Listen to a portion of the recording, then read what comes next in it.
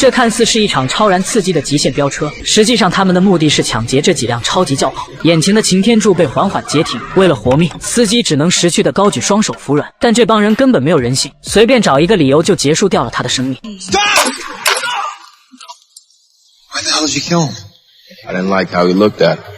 趕來的吉米是一名卧底反恐特警，但是他怎麼也没有想到，这幾個飆車黨竟然下手如此狠毒。因為這次臥底行動是吉米到反恐特警前的案子，幾個月前那夥人失去了聯繫，而現在又突然冒出來，主動牽上了吉米這個買家。最關鍵的是，這夥人背後的大佬叫尤里，他可是所有調查部門都盯上的一塊大肥肉。這家伙是銷高端贓物的領頭人物，豪車、珠寶、藝術品一樣也不落。誰要能抓到他，那絕對是大功一件。雖然論查案，反恐特警組不如聯邦調查局和其他部門，但眼下有吉米這條線，豈不是天賜良機嗎？就連他自己都已經兩眼冒光了。可隊長洪都一盆冷水潑了過來，因為他知道尤里並不好惹。上一次 FBI 派去的臥底被他挖出了內藏，本以為這麼說能嚇退菜鳥吉米，但他並沒有退縮，因為吉米想要在反恐特警組證明自己。很快，尤里就在一家滿是警察的餐廳裡約見了吉米。之所以他敢大搖大擺的出現，是因為從來沒有人能抓到他的犯罪證據。鑑於昨晚搶車殺人時吉米的表現不錯，所以他通過了尤里的第一道考驗。今天來是想進一步的試探，偏偏這個時候一名不長眼的同僚認出了吉米。Hey, Jimmy! Wallace! Hey, man! How long's it been?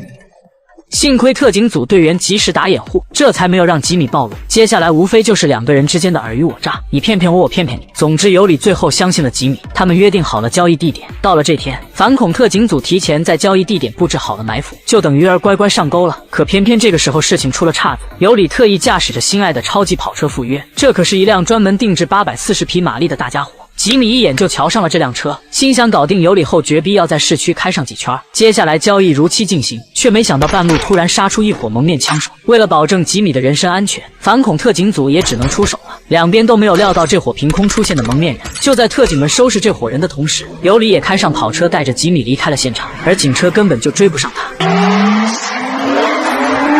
事後一番調查才真相大白，原來這夥槍手是羅斯密黑幫的人，他們之前與尤里合作過，這次是想來一個黑吃黑。於是幫派大佬被請到了反恐特警組做客。光頭本來的計劃是殺掉尤里黑掉錢合夥，但眼下他失算了，尤里一定會展開報復，所以為了活命，他選擇和特警組合作，交代了事情的真相。原來前幾天有一對黑白夫婦找到他，說尤里打算踹掉他，準備和一個叫吉米的買家交易，怎麼說自己也是個幫派大佬，這種事情傳出去還讓他怎麼在道上混了。於是就有了黑吃黑的場面。但他只知道尤里大體的藏身基地，具體位置沒人知道，就算知道也沒有人能活着從那裡走出來。而另一邊，吃了敗仗的尤里勢必要揪出身邊的臥底，不光只有警察的臥底，還有羅斯密幫派的。他查到一名手下用了假名字，於是打算懲罰一下，用細細的綁帶勒住了男人的脖子，只要稍稍一用力，心慌恐懼所產生的窒息感就能讓他生不如死。這樣下去早晚都會查到吉米的頭上。趁着尤里在調查手下的期間，吉米打算策反這名膽小的黑客，看準他不想死在這裡，吉米答應會帶他活着離開，並且悄悄透露出自己反恐特警的真實身份。只要這小子能利用那輛跑車上的定位系統，連上網發出求救信號，反恐特警總部就能找到這裡。所以接下來吉米要鬧出點動靜，給黑客小子爭取到時間。吉米分析出這對黑人夫婦就是黑吃黑的始作俑者，因為只有他們是最大獲益者。吉米利用這一點，故意向男人大打出手。趁着這功夫，黑客小子也行動了。沒過多久，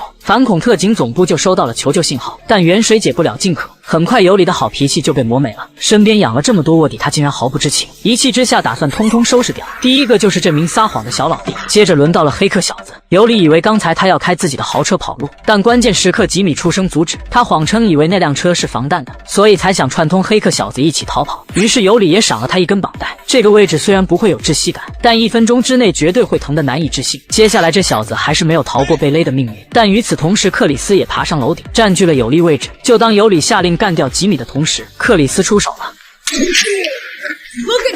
聽到以槍聲為信號的隊員們衝進倉庫，3下5除2就解決掉了幾名小嘍囉。吉米及時得到了救助，尤里也被洪都用一根手指打得再也爬不起來。黑客小子撿回了一條命，這絕對是他這輩子做的最正確的決定。How you want, buddy? 菜鳥吉米成功逆襲完成了任務。第20反恐小組其他隊員也跟着沾了光，但吉米還有一個小小的遺憾，他始終都惦記着尤里的那輛超級跑車。送到扣押所之前，他想拍幾張合照。洪都當然明白這小子的真實想法了，因為吉米對這種超大馬力的跑車毫無抵抗力，又豈會是拍幾張照片那麼簡單呢？關注巨石，明天接着講。